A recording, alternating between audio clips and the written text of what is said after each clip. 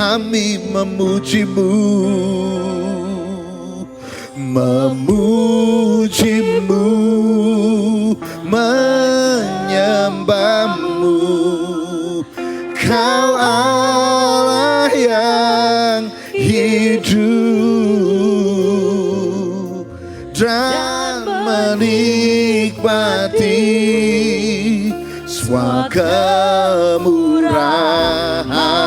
Sekali lagi, katakan ini doa kita dan ucapan syukur kita kepada Tuhan. Katakan, haleluya. Lebih baik satu hari. Ya Tuhan, ini deklarasi iman kami pagi hari ini. Lebih baik kami satu hari di pelataran-Mu daripada 1000 hari di tempat yang lain. Haleluya. 1000 hari di tempat lain. Memujimu, menyembahmu. Kau Allah yang hidup dan menikmati semua kemurahan. Sekali lagi mari katakan, lebih baik satu hari di pelataran-Mu ya Tuhan. Tidak ada tempat yang paling indah, tidak ada tempat yang paling aman buat kami. Inilah iman kami Tuhan, daripada di tempat lain. Memujimu, memujimu, menyembahmu. Kau Allah yang hidup dan menikmati semua kemurahan-Mu. Memujimu, menyembahmu, memujimu, menyembahmu. Kau Allah yang hidup dan menikmati semua kemurahan-Mu dan menikmati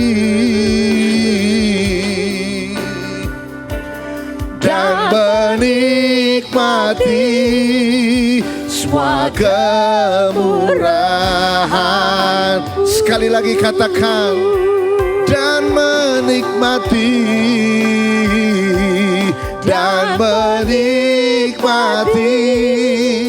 semua kemurahan-Mu.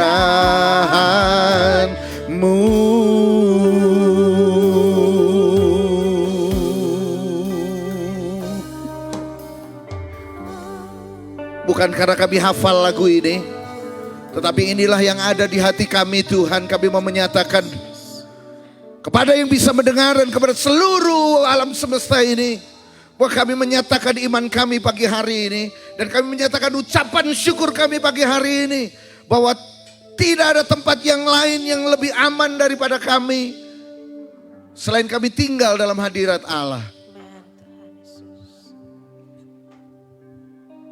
Lebih baik kami satu hari dalam pelataran Tuhan daripada 1000 hari di tempat lain. Sungguh ini adalah pernyataan iman kami. Kebutuhan utama kami adalah Tuhan dalam hidup kami. Dan kami menaikkan ucapan syukur. Sebab selama kami ada di dalam pelataran Tuhan, maka kami ada dalam perlindungan dan pemeliharaan Tuhan. Dan hari ini adalah bukti Tuhan memelihara kami, Tuhan melindungi kami.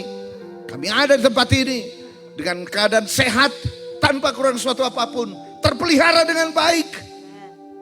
Kami menaikkan ucapan syukur kami kepada Tuhan. Terima kasih Tuhan. Dan ibadah kami adalah ibadah penyembahan kami kepadamu dan ucapan syukur kami kepadamu.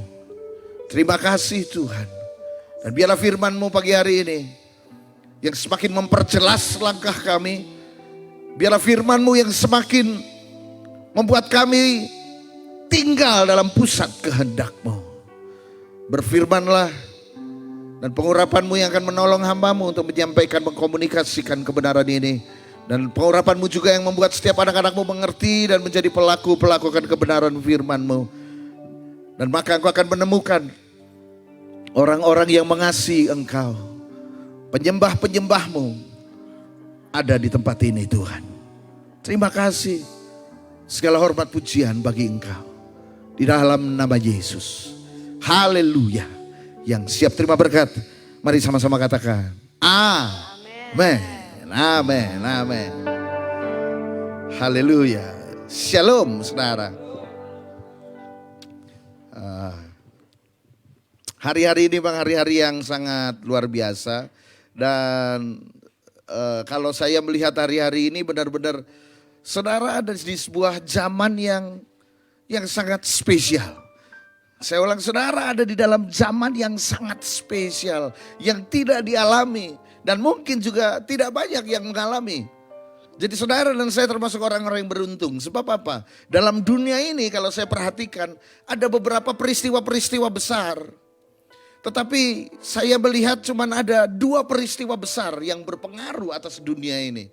Ada banyak peristiwa besar tapi pengaruhnya gak menyeluruh.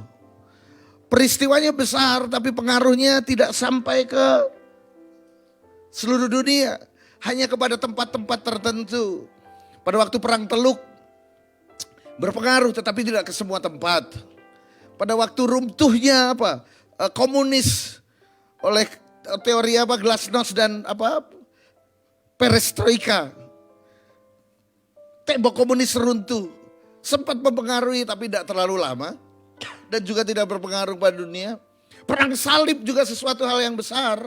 Revolusi industri juga suatu peristiwa yang besar di atas muka bumi ini. Tetapi tidak sampai pengaruhnya tidak sampai seglobal hari ini. Saya mencatat ada 2 peristiwa besar termasuk hari ini. Yang pertama adalah hari ini. Di mana seluruh dunia saudara pergi kemanapun kondisinya sama. Kondisinya sama. Physical distancing. Pakai masker. And hand sanitizer kan gitu. Ke seluruh dunia, ke pelosok, kemanapun. Semua saudara akan menemui hal ini. Dan ini kondisi yang sama pada waktu kejadian Nuh. Ketika bumi ini dilanda air bah. Saudara mau pergi kemanapun ya saudara yang saudara temui air. Kan begitu. Saudara mau pergi kemanapun yang saudara temui adalah bencana banjir, tsunami dan lain sebagainya. Pokoknya semua kelelep, you know. What's the meaning of kelelep? Bahasa Ibrani pagi-pagi udah keluar, kelelep. Ya kan? Kemanapun saudara yang saudara temui adalah hal yang sama. Jadi ada peristiwa, dan hari ini adalah peristiwa besar yang kedua, saudara. Apa yang saudara alami di sini juga sama dengan yang dialami oleh banyak orang di penjuru negara bagian manapun. Dan bagi saya ini adalah perubahan ini semakin memperjelas suara Tuhan yang harus segera kita tangkap. Dalam bincang sore kita ada program bincang sore setiap hari Kamis jam 6 sore. Saya berbicara tentang temanya adalah bagaimana kita memahami Tuhan dalam segala apa yang sedang kita alami. Dan hari ini saya akan melanjutkan itu dan saya akan berbicara hal itu. Sebab kita harus menangkap apa yang Tuhan sedang kerjakan hari ini. Dan apa yang harus kita kerjakan hari ini. Dan kita harus semakin mengerti. Dan bukan kita semakin semakin bodoh. Semakin gak ngerti, semakin plonga-plongo. Nah ini bahasa Ibrani yang kedua setelah kelelep tadi. Plonga-plongo. Ya kan? Cuman bengong, gak tahu apa yang harus kita kerjakan. Jadi hari ini saya mau berbicara tentang bagaimana kita melihat tuntunan Tuhan dalam segala keadaan. Amin. Amin saudara. Kita melihat tuntunan Tuhan dalam segala keadaan. Ini dia. Jadi kalau kita mengerti ini, maka kita tahu apa yang harus kita kerjakan. Karena saya percaya dalam setiap peristiwa, dalam setiap kondisi, dalam setiap situasi, Tuhan ada di situ. Tuhan tidak pernah meninggalkan umatnya, Tuhan ada di situ. Cuman masalahnya bagaimana kita menangkap apa maksud Tuhan. Apa yang Tuhan kehendaki hari-hari ini. Sebab kita harus belajar ini. Ini pagi hari ini yang ingin saya sodorkan buat saudara. Mari kita sama-sama kita belajar apa yang diinginkan Tuhan dalam situasi yang seperti ini. Sebab begini, semua kita perlu tuntunan Tuhan. Gak peduli saudara mau seberapa lama saudara jadi orang Kristen. Seberapa lama saudara ikut Tuhan. Seberapa lama saudara melayani bahkan. Gak peduli. Bahkan pengalaman sehebat apapun yang saudara miliki. Bersama dengan Tuhan. Saudara punya pengalaman-pengalaman yang hebat. Bahkan ada yang punya pengalaman naik ke sorga. Turun lagi. Naik lagi. Turun lagi. Ada orang yang naik turun sorga. Kayak pergi ke pasar kereneng begitu kan. Naik turun sorga, naik turun sorga. Gampang sekali naik turun sorga. Sekalipun dia naik turun sorga berkali-kali, dia tetap perlu tuntunan Tuhan. Cuman yang saya heran, Tuhan Yesus tuh loh naik ke sorga cuman sekali. Sampai sekarang belum turun. Ini orang naik turun sorga, naik turun sorga, naik turun sorga. Pakai angkot apa dia gitu kan. Tapi sehebat apapun hamba Tuhan, dia tetap perlu tuntunan Tuhan. Dan masalahnya adalah begini, Tuhan selalu ada dalam segala kondisi. Tuhan selalu ada dalam setiap peristiwa, Tuhan ada dalam segala situasi. Disitulah Tuhan berbicara dan disitulah kita harus menangkap apa yang Tuhan kehendaki di situ. Jadi apa yang ingin saya sodorkan buat saudara pagi hari ini adalah mari kita belajar mengenai perbuatan Tuhan. Mari kita belajar mengenai apa yang Tuhan kehendaki melalui apa? Melalui kondisi-kondisi yang sedang terjadi hari ini. Karena saudara harus tahu bahwa salah satu bahasa Tuhan dalam mengajar kita itu melalui keadaan. Saya ulang ya. Saya ulangi saudara. Salah satu bahasa Tuhan untuk mengajar saudara dan saya yaitu melalui keadaan. Ini dia.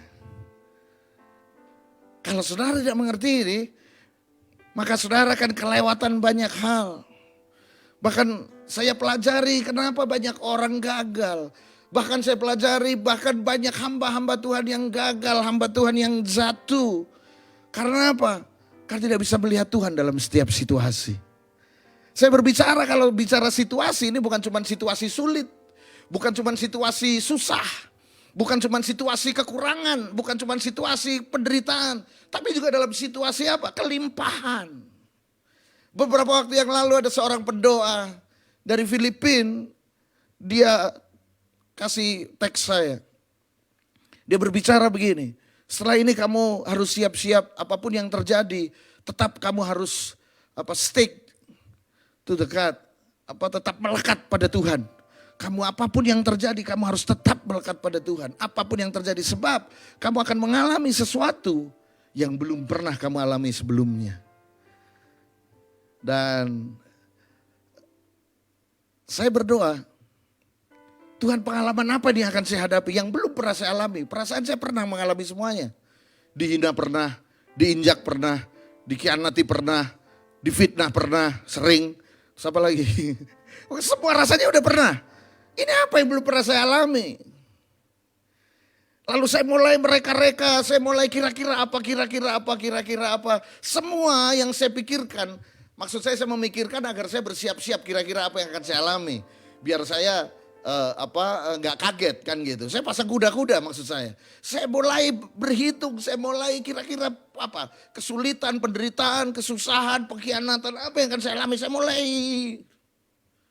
beberapa hari saya mulai terus berhitung, berdoa, bertanya, berhitung, berdoa, bertanya. Lalu tiba-tiba Tuhan bilang ini, kamu nih kok repot amat sih? Kenapa kamu berpikir bahwa apa yang belum pernah kamu alami itu adalah penderitaan, kesusahan? Kan apa yang belum pernah kamu alami?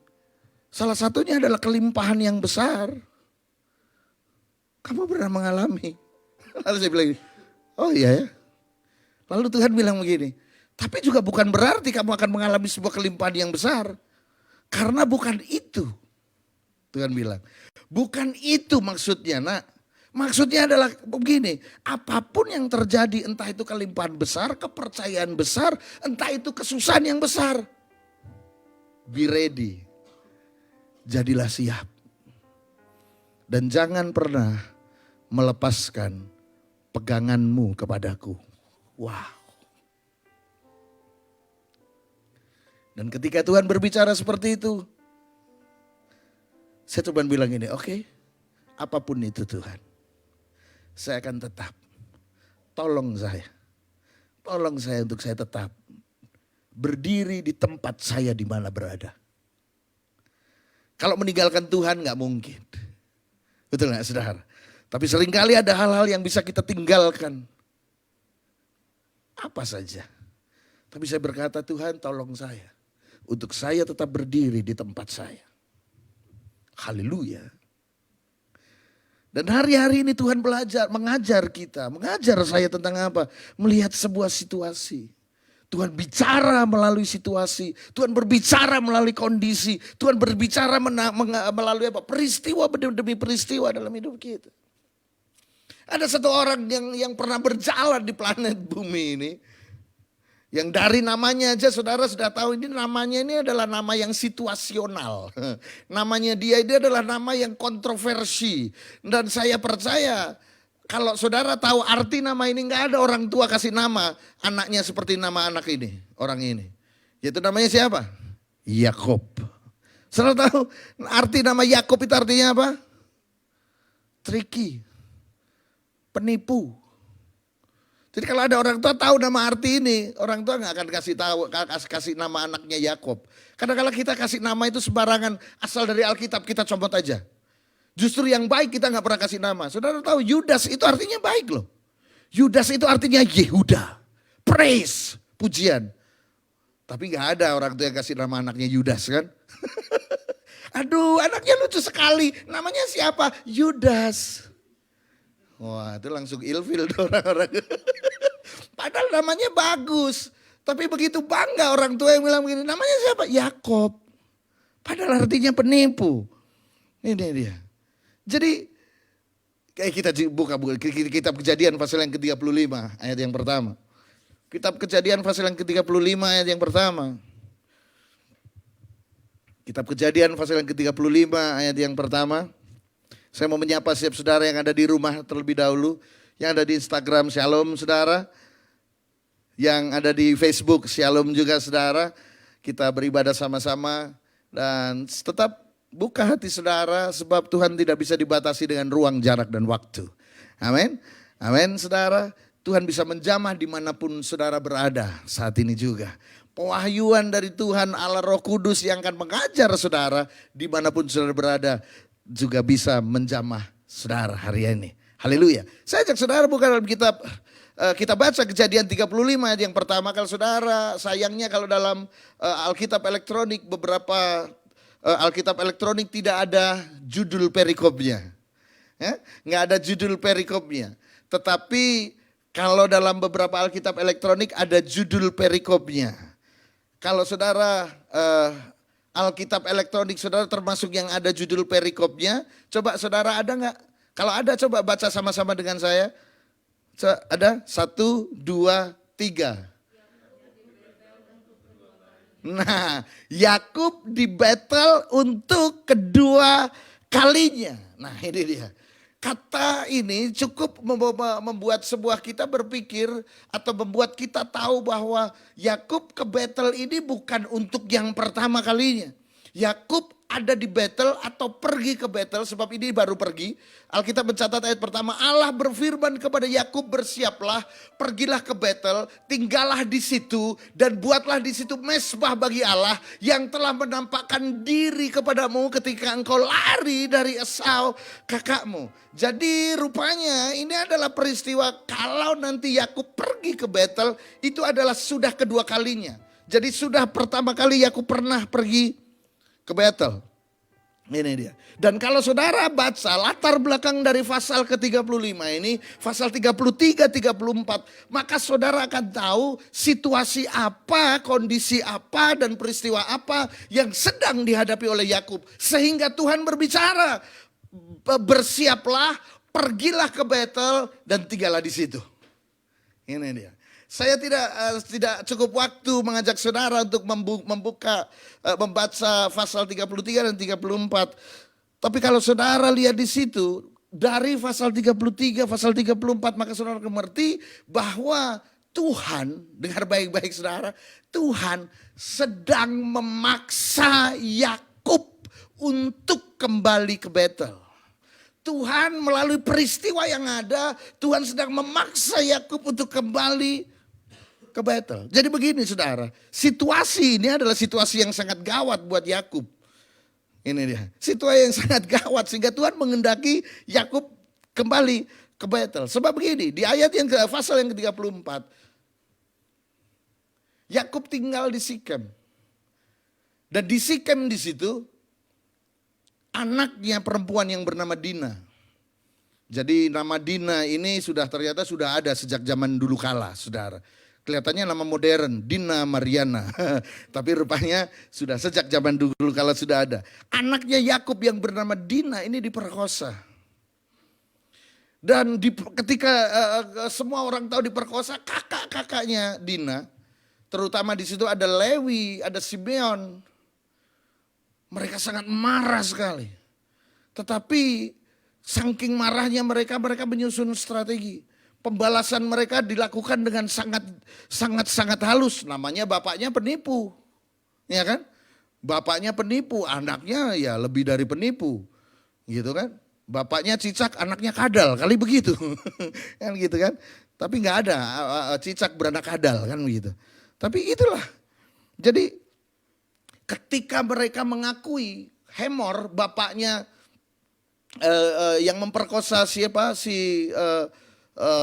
Dina ini mengakui kepada Yakub, lalu gimana nih anak ini? Bagaimana kalau dinikahkan aja? Mungkin diskusinya seperti itu kalau bahasa-bahasa sekarang.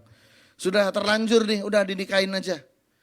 Gimana, setuju apa enggak? Lalu kakak-kakaknya langsung, iya setuju, gak apa-apa nikahin aja, gak apa-apa nikahin aja. Tapi ada syaratnya. Syaratnya apa? Jadi bangsa kami adalah bangsa yang bersunat. Jadi kalau kamu mau menikahi Dina adik saya, adik kami, seluruh bangsa kamu laki-laki harus bersunat. Dari kecil sampai besar pokoknya semua harus bersunat. Kalau perlu ternak-ternak juga disunat. Ya, karena sudah cinta. Nah ini dia. Cinta ini sangat kuat. Amin saudara. Cinta ini akan memampukan saudara untuk melakukan apa saja. Saya pernah cerita ada seorang teman saya. Dia kuliah di Surabaya. Dia jatuh cinta dengan gadis dari Lombok. Saudara bayangkan setiap hari Jumat dia dari Surabaya mengendari apa? Trail. Naik trail. Jadi kalau sudah Jumat dia libur, pulang kuliah libur, dia langsung siap-siap. Waduh dia naik trail. Sudah tahu dari Surabaya ke Lombok nyebrang selat 2 kali. Gilimanuk sama Padang Bayi. Naik trail tiap minggu, tiap hari Jumat.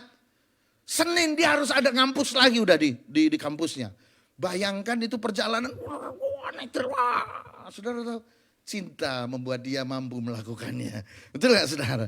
Bagi orang-orang ini kecil gak apa-apa, sunat semua. Lalu bersunatlah mereka semua di situ, para pria. Dan saudara tahu, ketika mereka bersunat pada hari ketiga, semua pria-pria di sini yang pernah bersunat, semua pernah dong ya? Ada gak bersunat? Jangan angkat tangan, cukup dalam hati angkat tangannya.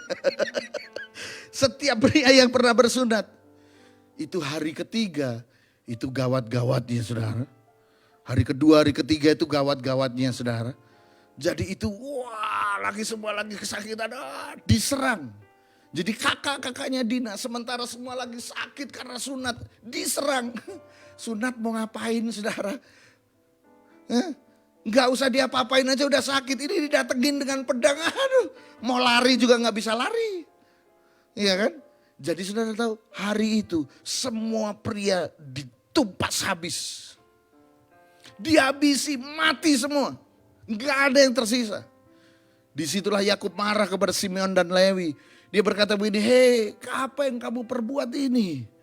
Kamu bukan bikin malu, tetapi kamu tahu kita ini bangsa yang kecil. Kalau kita diserang seluruh bangsa di sini, matilah kita. Makanya Tuhan berfirman, udah pergi kamu ke Betel. Jadi melalui situasi yang seperti itu, kondisi dan peristiwa yang seperti itu, Tuhan berbicara.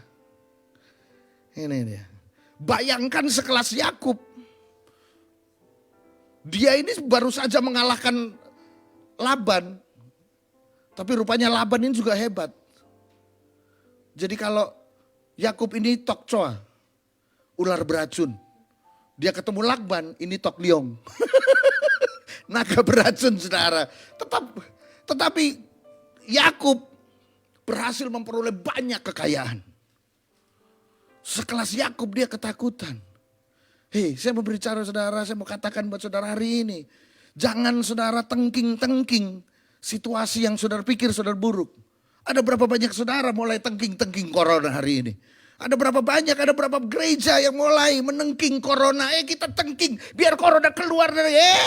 Tuhan berbicara melalui situasi. Jangan-jangan tanpa saudara ketahui karena kebodohan saudara. Saudara menengking Tuhan yang ingin berbicara kepada saudara. Hello. Gereja. Saudara harus sadar hari ini. Tuhan sedang mengembalikan gereja ke Betel. Ini dia. Jadi saya berpesan ini suara nubuatan kepada seluruh gereja di seluruh Indonesia, seluruh dunia. Jangan tengking-tengking corona. Jangan tengking-tengking situasi hari ini. Karena hari ini Tuhan sedang berbicara kepada gereja. Sudah berbicara kepada umat Tuhan. Kembali ke Betel. Saudara tahu artinya Betel? Betel itu artinya rumah Tuhan. Betel itu artinya rumah Tuhan. Ini dia. Justru dalam kondisi yang tidak terukur hari ini. Tidak terukur itu apa? Enggak terukur. Kapan selesainya ini COVID? Enggak terukur, enggak ada yang tahu. Kemarin ada berita yang sedikit menyenangkan. Mahasiswa UNER telah menemukan obatnya untuk virus dan dicoba beberapa kali dan memang sudah ada kesembuhan. It's good. Tuhan juga memberikan hikmat kepada setiap orang. Tapi apakah itu akan mengakhiri COVID seluruh Indonesia atau seluruh dunia? Enggak terukur, enggak ada yang tahu. Amin. Jadi hari ini lebih baik saya mengajak saudara untuk menangkap Tuhan dalam situasi ini. Apa yang Tuhan mau, apa yang Tuhan kehendaki. Ini dia. Sebab Tuhan berbicara dari peristiwa kepada peristiwa, dari peristiwa kepada peristiwa, dari sebuah kondisi kepada kondisi yang lain. Saudara tahu ketika Israel keluar dari Mesir, dengar baik-baik. Ketika Israel keluar dari Mesir, Israel gak terbang, saudara. Israel gak pindah. No. Mereka harus melewati padang gurun. Mereka harus menyeberangi Laut Merah. Mereka harus kelaparan, mereka harus kehausan. Mereka harus bertemu dengan mata air yang pahit yang gak bisa diminum. Peristiwa demi peristiwa Tuhan berbicara melalui apa? Orang Israel. Situasi demi situasi Tuhan berbicara. Dan mari saya beritahu kepada saudara. Muncul pemimpin-pemimpin besar melalui padang gurun ini. Yosua muncul di situ.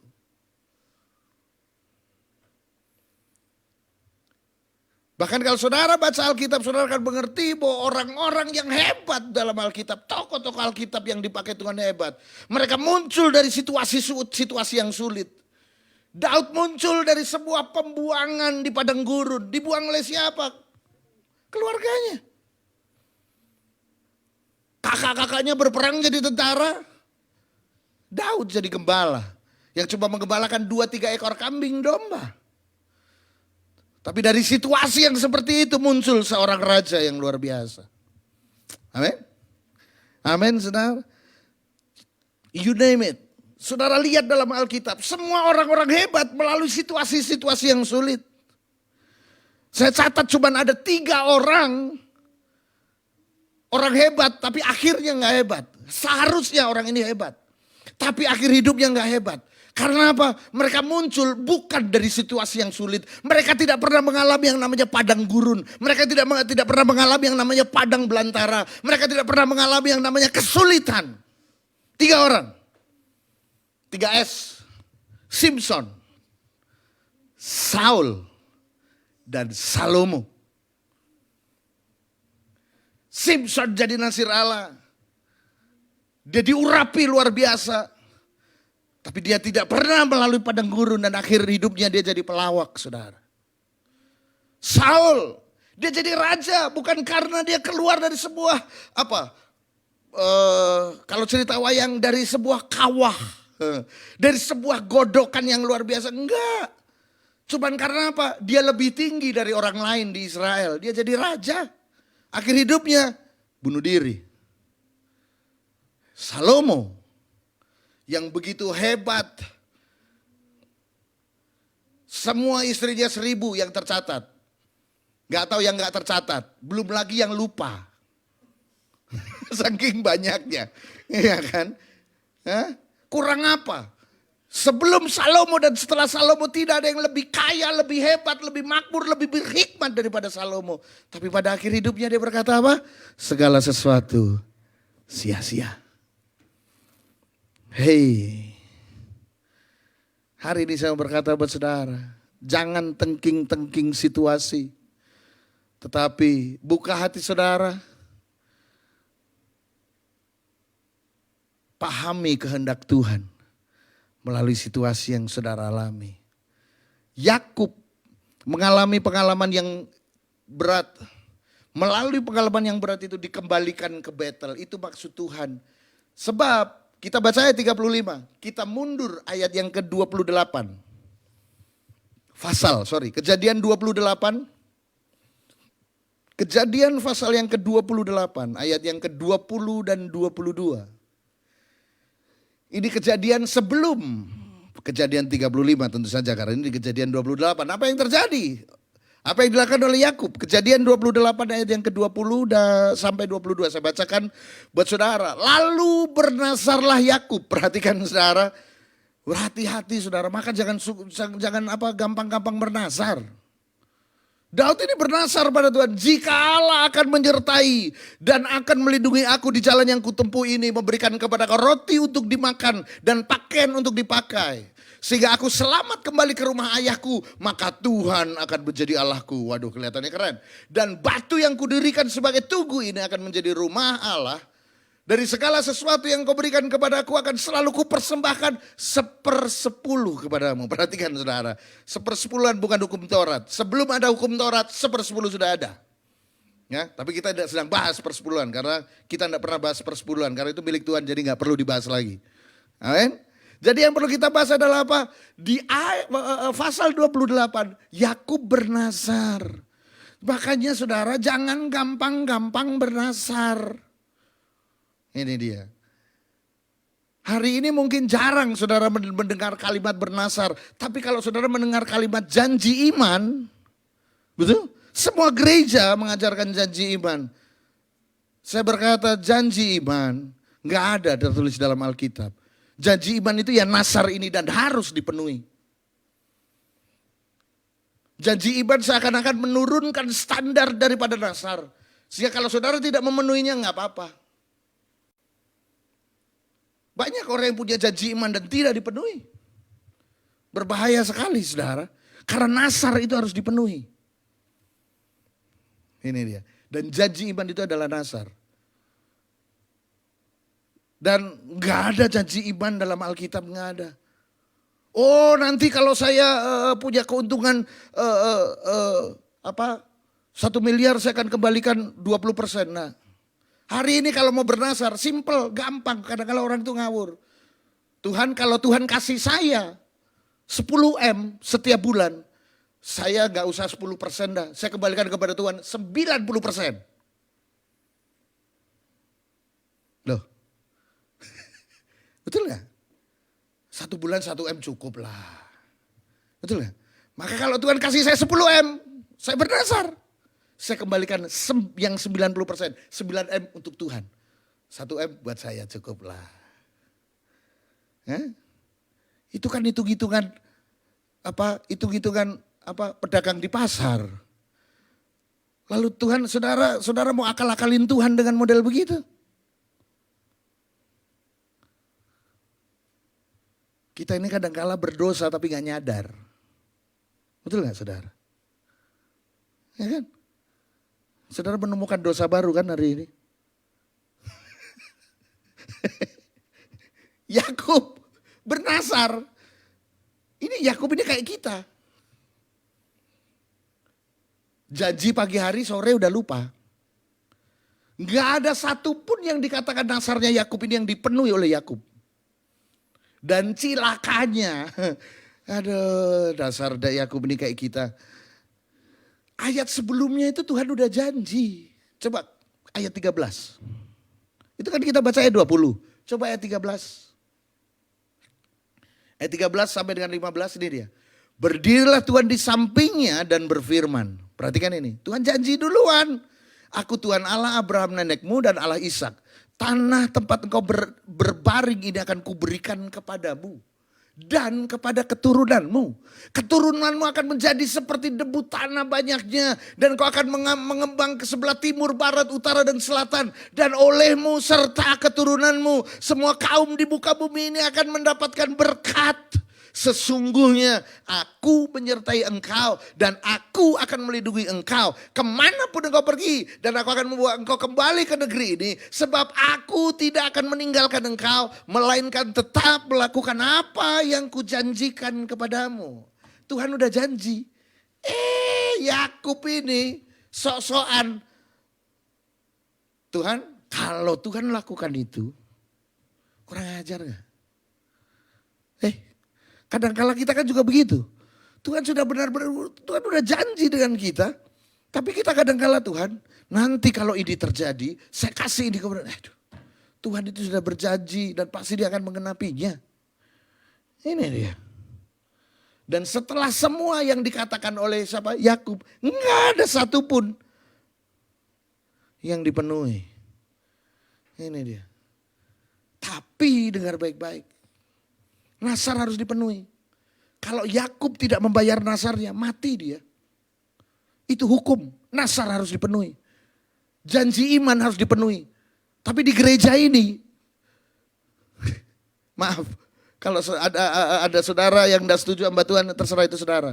Tapi di gereja ini, kata janji iman kita coret. Enggak ada janji iman. Sebab Tuhan berkata, Alkitab berkata, beri apa yang ada padamu. Kalau enggak ada, jangan janji-janji. Belum ada kok janji. Hello?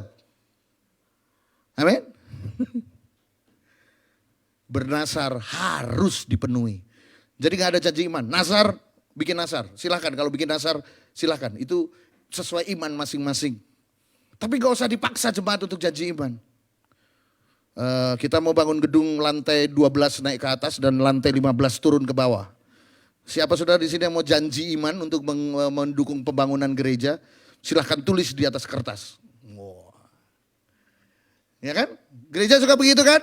Bertobat. Serius saudara. Loh, berilah apa yang ada padamu. Ini dia.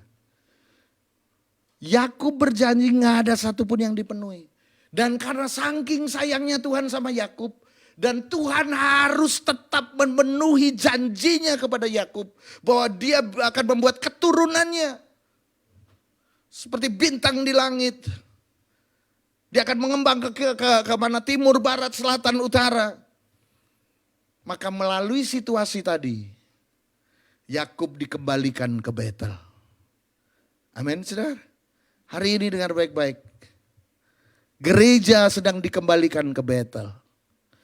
Umat Tuhan sedang dikembalikan ke Betel. Terlalu banyak janji gereja Tuhan pada Tuhan. Terlalu banyak janji umat Tuhan kepada Tuhan. Yang mau bikin ini, mau bikin itu, bikin ini, bikin itu. Yang paling utama gak dipenuhi. Apa? Kembali ke Betel. Betel itu rumah Allah. Apa yang dikehendaki Tuhan? Kembali ke Betel dan bangun mezbah. Mezbah itu berbicara tentang apa? Hubungan kita dengan Tuhan. Betel itu rumah Allah, mezbah melambangkan hubungan kita dengan Tuhan. Jadi gereja, umat Tuhan harus kembali membangun hubungannya dengan Tuhan secara pribadi. Maka gereja-gereja ditutup agar terjadi pujian dan penyembahan doa di rumah-rumah. Bukan hanya sekedar datang ke gereja, ngikutin pemimpin pujian, ikut nyanyi. Ketika disuruh berdiri, semua berdiri. Sampai berdiri saudara-saudara, silakan duduk. Kita ini udah macam yoyo aja, kapan berdiri, kapan duduk. Ya kan? Angkat tangan harus disuruh saudara, mari angkat tanganmu. Duh. Tuhan sedang berbicara melalui situasi ini. Umat Tuhan, gereja Tuhan sedang dikembalikan ke Bethel. Ini dia. Jadi Tuhan sedang mengembalikan hubungannya dengan dia. Hubungan apa? Hubungan cinta. Hubungan apa? Hubungan dengan Tuhan itu hubungan kasih. Bukan harus. I tell you, kekristenan bukan harus.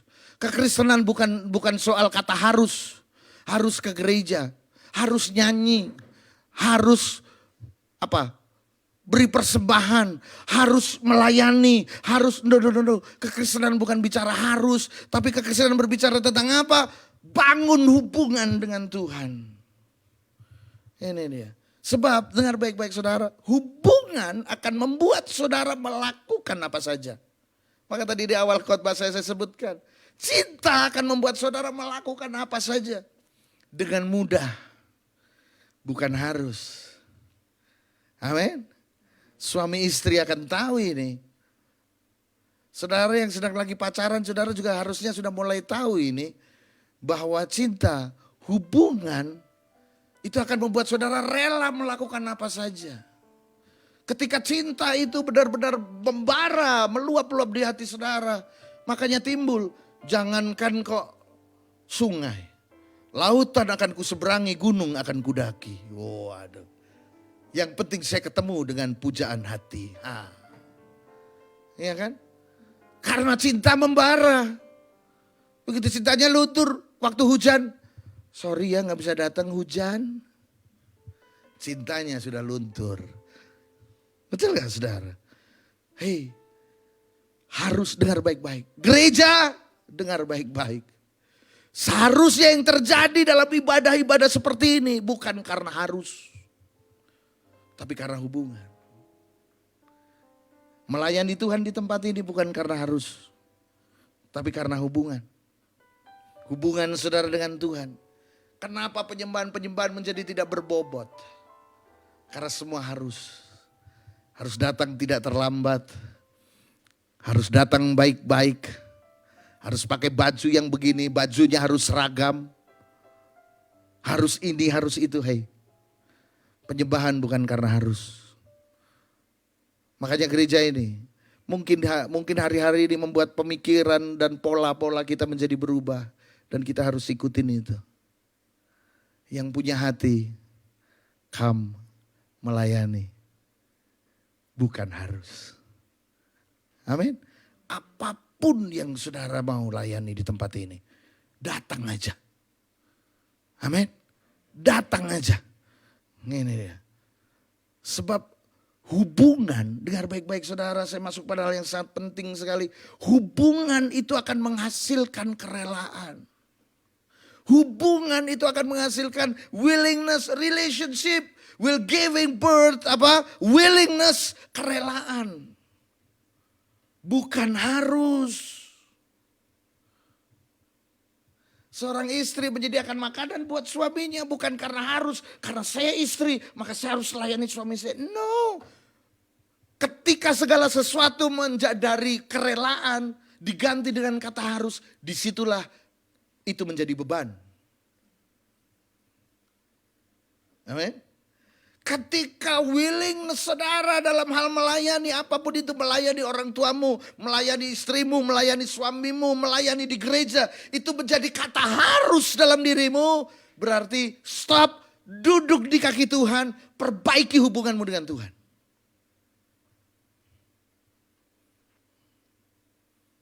Amin. Sebab bukan karena harus. Karena orang kalau mengasihi, orang kalau cinta, dia akan lakukan dengan semudah. Apapun sangat mudah dilakukan. Karena apa? Kerelaan. Makanya saya berkata buat saudara, semua orang bisa berdoa, semua orang bisa menyembah. Tetapi kalau kata dasarnya harus, itu cuma sekedar aktivitas. Doa aja tidak menghasilkan, penyembahannya cuma mentok sampai plafon dan turun lagi.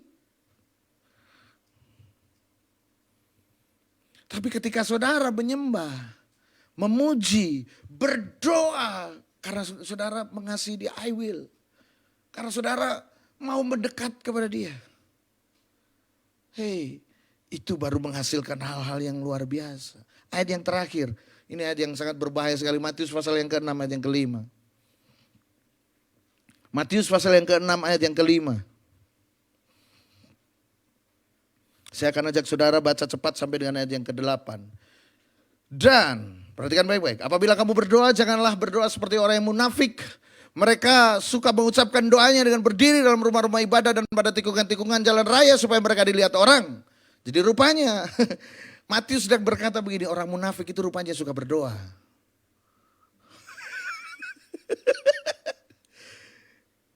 Tapi saudara yang malas berdoa jangan ketawa ya. Berarti aku bukan orang munafik. Tunggu dulu, saudara bagian dari yang lain. Tapi Alkitab bilang ternyata orang yang munafik itu suka berdoa. Cuman doanya apa? Nah, ini dia, doanya di pinggir jalan, didengar orang. Artinya apa? Dia melakukan aktivitas doa untuk apa? Memberi kesan. Itulah kemunafikannya. Dia memberi kesan. Dia berdoa untuk memberi kesan. Dia berdoa agar dinilai baik, terkesan baik. Jadi dia sedang memberi kesan apapun yang dilakukan. Hei, kalau kita melayani Tuhan hanya untuk memberi kesan. Kata Mike Berhenti Jo. Berhenti sudah. Kamu cuma menghabis-habiskan waktu dengan aktivitas yang pada akhirnya engkau akan capek sendiri. Makanya banyak orang melayani Tuhan burn out. Banyak orang melayani Tuhan akhirnya capek. Banyak orang melayani Tuhan karena apa? Harus. Dan berusaha ketika dia mulai berusaha memberi kesan, matilah dia.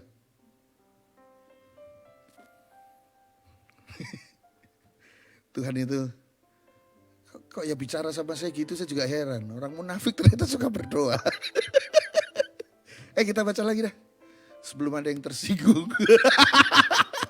Supaya mereka dilihat orang, itu kan memberi kesan. Ya kan?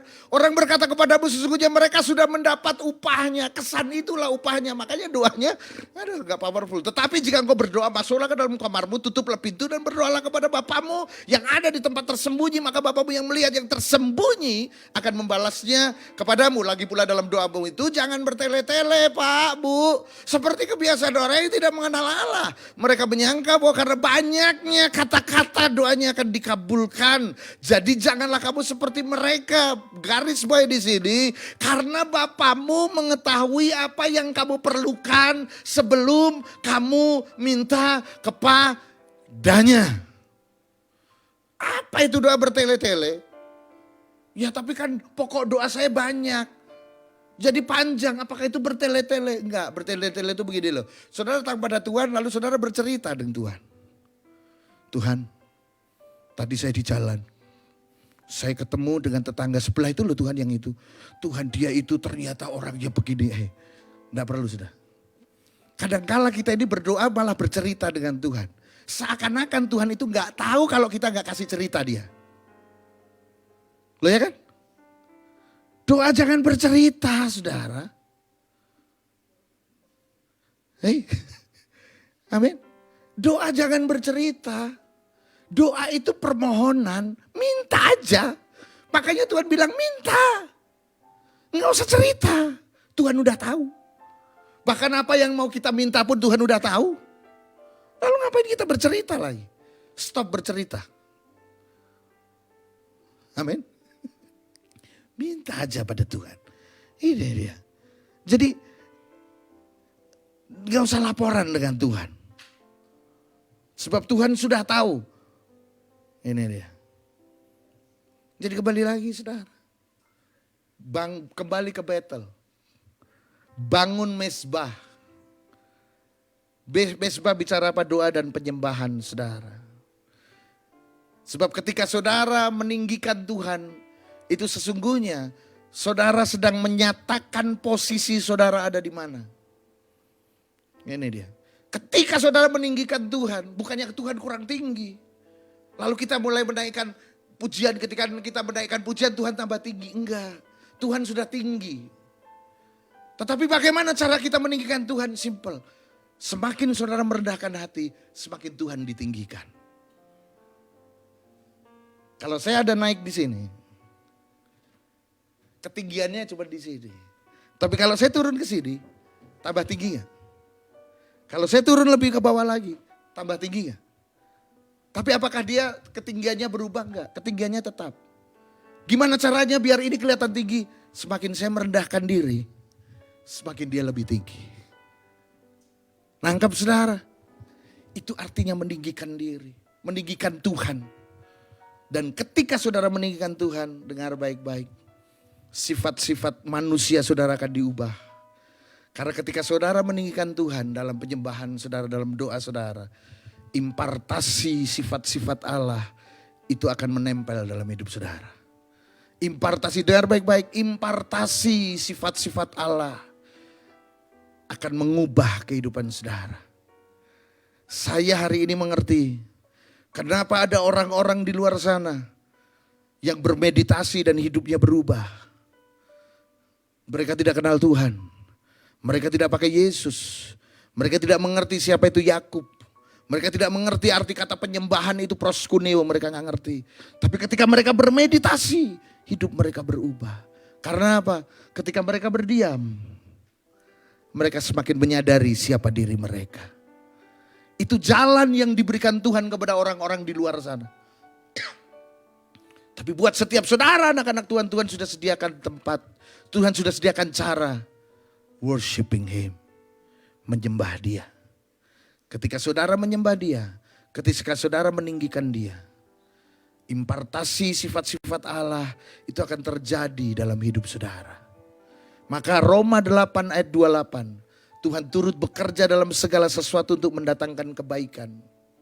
Itu akan terjadi buat setiap saudara. Tuhan turut bekerja dalam segala sesuatu. Dalam segala sesuatu itu apa? Segala kondisi, segala peristiwa, segala situasi. Ayat yang terakhir. Ini dia. Hanya Tuhan yang sanggup mengubah kesalahan menjadi kebaikan, itu cuma Tuhan. Dan ayat terakhir, Kejadian 35 kembali lagi ayat yang kelima. Haleluya. Sesudah itu, ini peristiwa 35 tadi setelah Yakub disuruh berangkat. Dan ketika itu apa? Sesudah itu berangkatlah mereka. Perhatikan saudara, baru berangkat, belum sampai ke Betel. Apa yang terjadi? Kedahsyatan yang dari Allah meliputi kota-kota sekeliling mereka. Sehingga anak-anak Yakub tidak dikejar. Baru berangkat saudara. Belum sampai. Baru ayo berangkat. Oke, 1, 2, 3. Geng, baru gigi 1. Kedahsyatan Tuhan menyertai mereka. Luar biasa nggak saudara? Mari. Dalam situasi seperti ini kembali ke Betel. Tuhan berbicara melalui kondisi peristiwa hari ini. Mendekat pada Tuhan. Kembali ke Betel. Bangun mesbahmu. Ayat yang ke-9 dan 10. Kejadian 35 ini.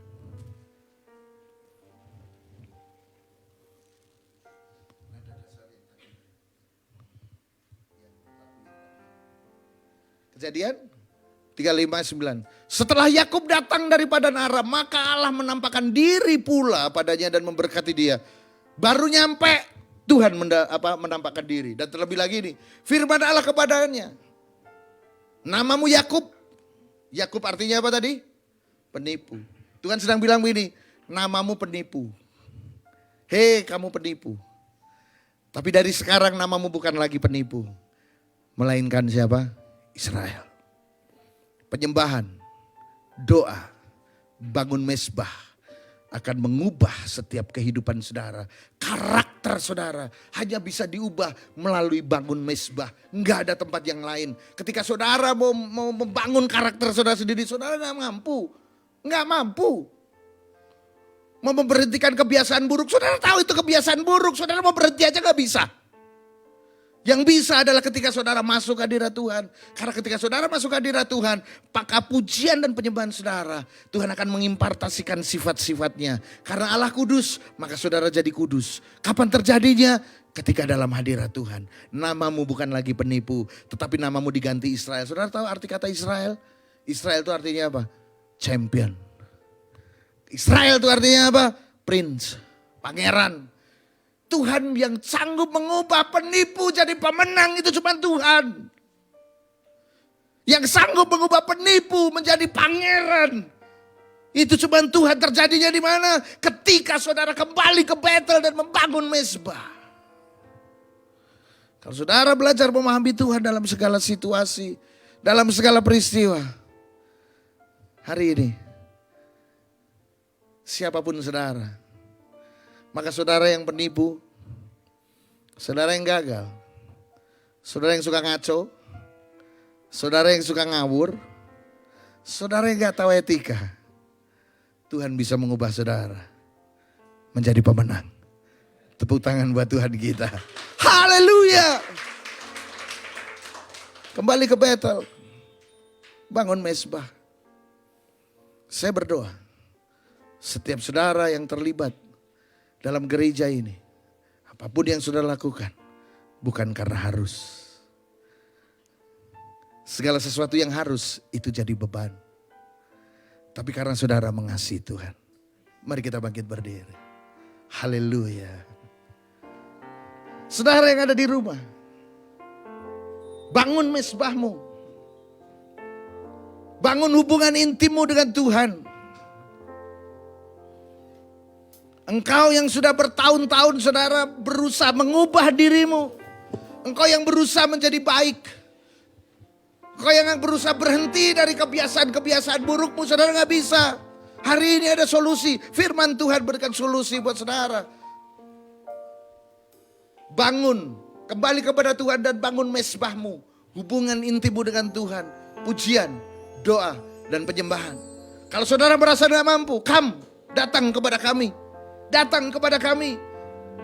Ada messengers, ada DM, ada nomor telepon di situ. Hubungi kami anytime. Janjian dengan kami. Duduk bersama dengan kami. Kami akan menolong saudara menjadi orang-orang yang berkenan di hadapan Tuhan dan dihormati oleh sesama. Haleluya. Haleluya. Kembali ke Betel dan bangun mezbahmu. Satu-satunya yang ku andalkan, satu-satunya yang ku percaya. Engkau Tuhan memberkati, Tuhan penyembuhku, Tuhan pemulihku. Satu-satunya, satu-satunya yang ku andal, satu-satunya yang ku percaya. Engkau Tuhan memberkati, Tuhan penyembuhku, Tuhan sekali lagi, mari katakan. Satu-satunya ku andalkan, satu-satunya yang ku percaya. Engkau sumber kekuatan, sumber pengharapan, sumber kedamaian. Satu-satunya,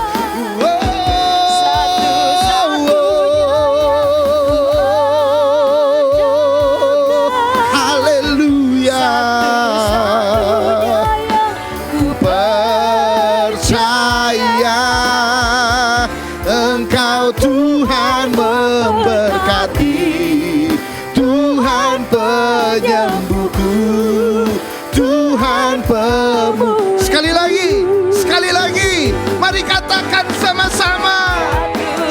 satu-satunya yang ku andalkan, satu-satunya yang ku percaya. Engkau sumber kekuatan, sumber pengharapan, sumber kedamaian. Oh, oh,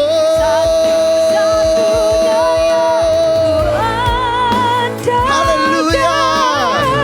Satu-satunya yang ku percaya. Engkau Tuhan memberkati, Tuhan penyembuhku, Tuhan pemulih. Engkau Tuhan memberkati, memberkati, Tuhan penyembuhku, Tuhan pemulihku.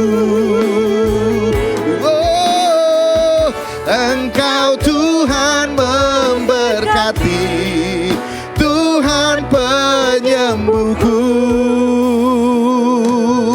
Haleluya. Tuhan pemulihku.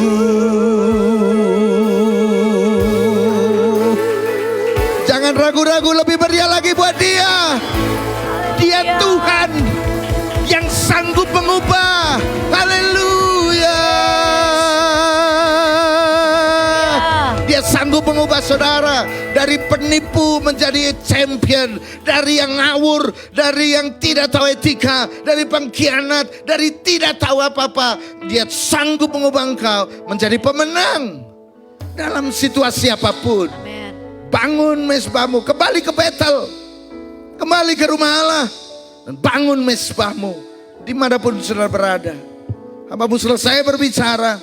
Selanjutnya marialah Roh Kudus, Engkau yang bekerja di dalam hati setiap anak-anakmu. Berikan sebuah kesan ilahi kepada setiap anak-anakmu yang mendengar kebenaran ini. Dan berikan roh yang haus dan lapar, membuat mereka semakin dekat dan mencari wajah-Mu.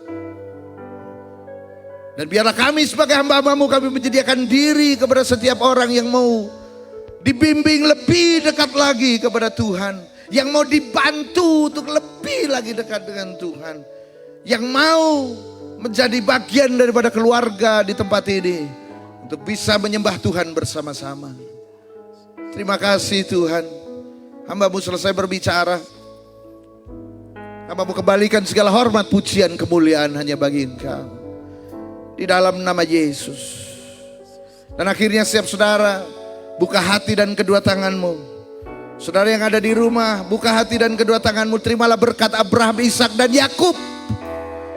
Sungguh menjadi kekuatan buat kita apabila Tuhan berkata, aku adalah Allah Abraham, Ishak dan Yakub. Tuhan juga adalah Allah bagi para penipu. Tuhan adalah juga Tuhan bagi mereka yang dibuang. Maka Dia berkata, akulah Allah Abraham, Ishak dan Yakub. Celakalah kita apabila Tuhan hanya berkata, aku adalah Allah Abraham dan Ishak. Maka kita yang ngaco, kita yang ngawur, kita yang penipu, kita tidak akan mendapatkan bagian bagi di tempat Tuhan hari ini. Tapi mengucap syukur. Naikkan ucapan syukurmu saudara sebelum saudara menerima berkat. Bahwa Tuhan mengakui engkau sebagai umatnya. Seberapa buruk keadaanmu, seberapa hancur kondisimu, Tuhan mengakui engkau sebagai umatnya. Dan Tuhan bersedia menjadi Tuhanmu. Maka Dia berkata, aku adalah Allah Abraham, Ishak dan Yakub. Dan hari ini siap saudara, apapun kondisimu, buka hati dan kedua tanganmu, terimalah berkat ini. Berkat Abraham, Ishak dan Yakub. Aku lepaskan kepadamu kekuatan, perlindungan, damai sejahtera, sukacita, hikmat, kekuatan, berkat yang berlimpah-limpah, pemeliharaan dan perlindungan daripada sorgawi melindungi engkau.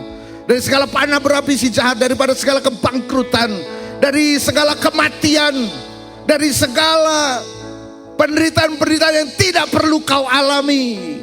Perlindungan ini menyertai engkau dari sekarang sampai kedatangan Kristus kali yang kedua.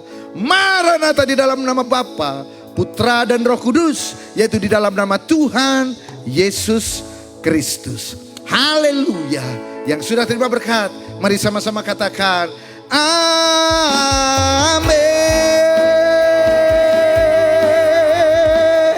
Haleluya.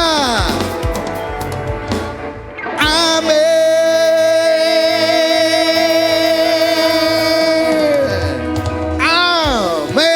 Amin. Tuhan Yesus memberkati saudara. Saudara yang di streaming, saudara bisa mengikuti kami bincang-bincang sore kita di Facebook kita setiap hari Kamis jam 18.00.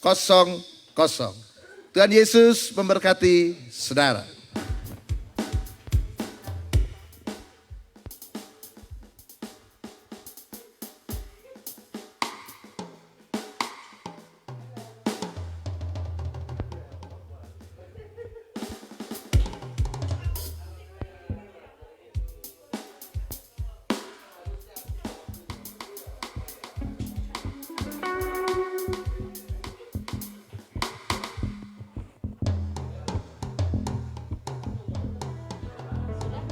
Instagram belum masih mati juga.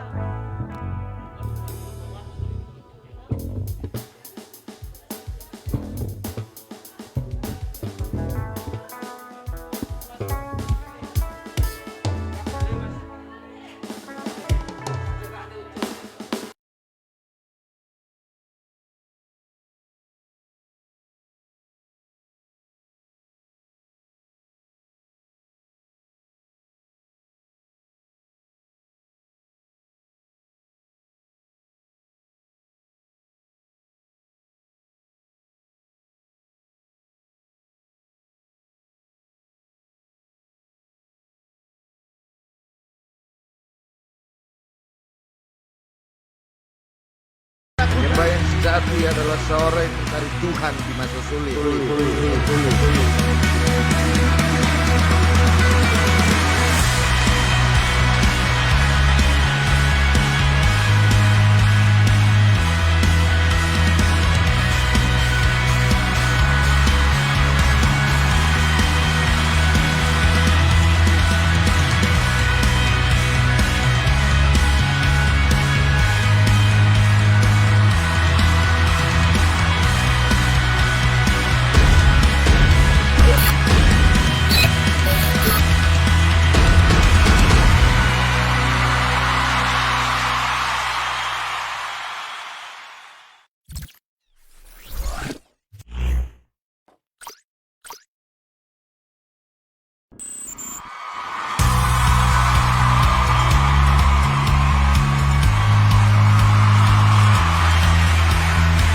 Kekecewaan adalah jarak antara realita dan harapan. Semakin jauh realita yang terjadi daripada yang saudara harapkan, semakin besar kecewa saudara akan membuat melahirkan yang jatuh. Apapun yang terjadi, katakan bersama kita. Berdamai dengan Tuhan adalah berdamai dengan kehendaknya. Gak ada perlawanan, gak ada ketakutan. Nyembah yang sejati adalah seorang yang mencari Tuhan di masa sulit.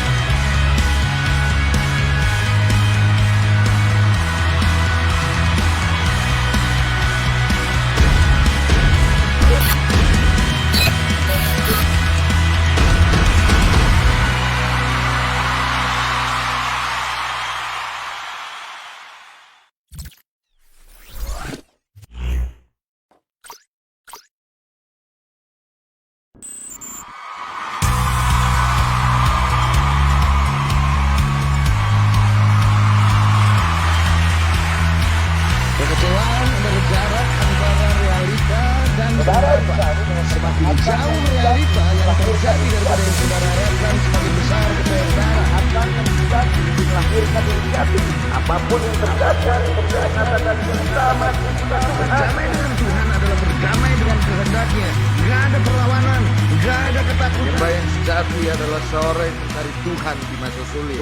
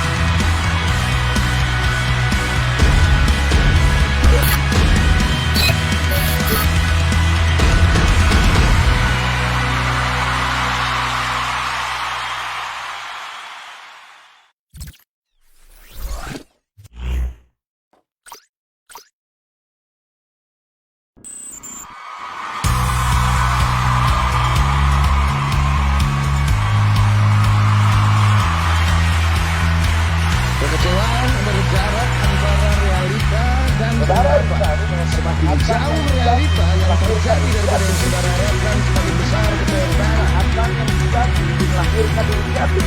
Apapun yang terjadi, katakan bersama kita berdamai dengan Tuhan adalah berdamai dengan kehendaknya. Gak ada perlawanan, gak ada ketakutan. Yang yang sejati adalah seorang yang mencari Tuhan di masa sulit.